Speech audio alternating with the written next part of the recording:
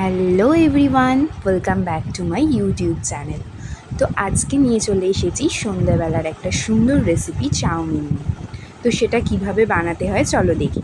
প্রথমেই কড়াইয়ে জল গরম করতে দিলাম এবং আমার যেহেতু চাউমিনটা বেশি তাই কিন্তু আমি 2 মগ দিয়েছি। তারপরে জলে দিয়ে দিলাম নুন এবং নুনটাকে ভালো করে জলের সাথে মিশিয়ে নিলাম যাতে চাউমিনে একটু নুন থাকে।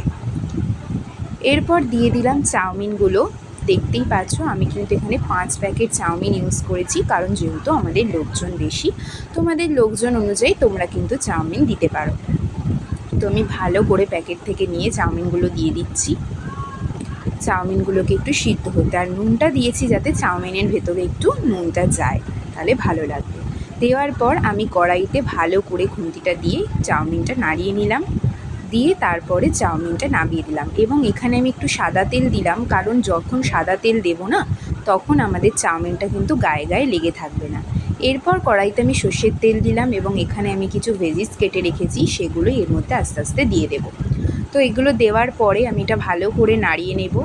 তো নেওয়ার পরে আমি এখানে অ্যাড করে দেব হচ্ছে একটু সামান্য পরিমাণে নুন। যে যেমন পরিমাণে দেবে সেটা তোমাদের ব্যাপার। তো ভালো করে নুনটা দিয়ে কিন্তু সুন্দরভাবে আমাকে সবজিটা নাড়িয়ে নিতে হবে। আর এখানে আমি কিন্তু দিয়েছি আলু, পেঁয়াজ, ক্যাপসিকাম, আর তারপরেই দিয়ে দেবো কিন্তু ডিম। তো ডিমটা সুন্দরভাবে দিয়ে আমি নাড়িয়ে নেব।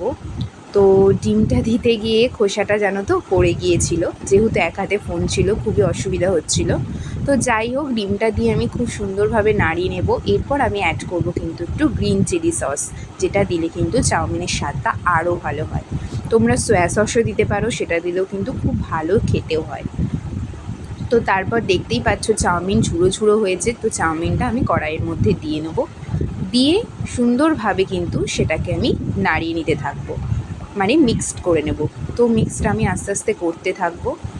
দেন ফাইনাল রেজাল্ট কিন্তু তোমাদের দেখাচ্ছি, দেখো কত সুন্দর।